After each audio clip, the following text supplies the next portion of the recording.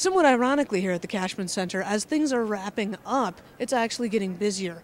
More and more reporters are coming in, they're filing their stories live from the press risers. One of the questions we're going to be asking as we go out and talk to people about how they're feeling about the results is, was Nevada ready for this caucus, for this precedent-setting caucus to be happening here, to be up in the first of the nation primaries and caucuses category?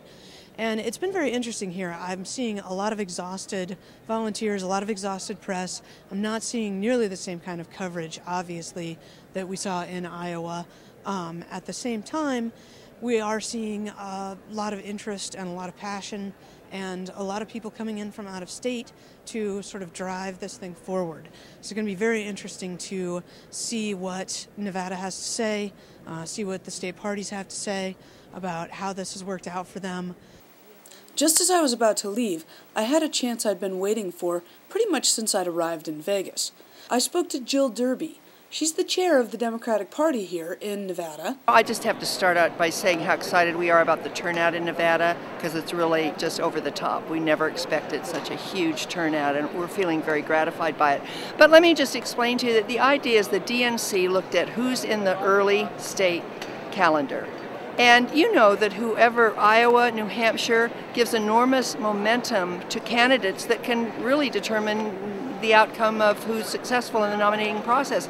They decided we need regional representation, so they had South Carolina last cycle to bring in a southern voice, and particularly an African American constituency. Then they looked west, because the West is really the new frontier of the Democratic Party, the Intermountain West, particularly all of it trending Democratic.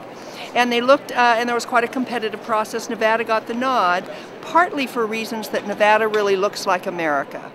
Look for the rest of that interview on the Uptake Mogulus channel. In the meantime, I was wrapping up. The results are almost all in. We are now at 76% of the precincts reporting, and the CBS network has called it for Clinton. I believe some of the other networks have called it for Clinton as well. After taking care of some logistics, I got the alarming email that things might not be as simple as they seemed. So I booked it to our next temporary studio space here at the Travelodge to see what I could find out. So Obama won more delegates, at least probably, we don't know for sure yet. But Hillary won the popular vote? No, wait, it's not the popular vote. She won more of the initial delegates. I tell you what, tune in, and Noah Cunin is going to come along and explain it all in a much more succinct and sane way than I possibly can. In the meantime, these people partying to celebrate Hillary's victory were correct. She did win here in Nevada. We'd all probably best remember that we're talking about 4 states out of 50, and that the only official delegates actually apportioned so far are those from New Hampshire, and that ties Hillary and Obama neck and neck at 9 delegates each. And according to CNN, with their projections of which delegates will be assigned, we're looking at 36 Clinton, 38 Obama. So this is still really anybody's race. Again, 4 states out of 50.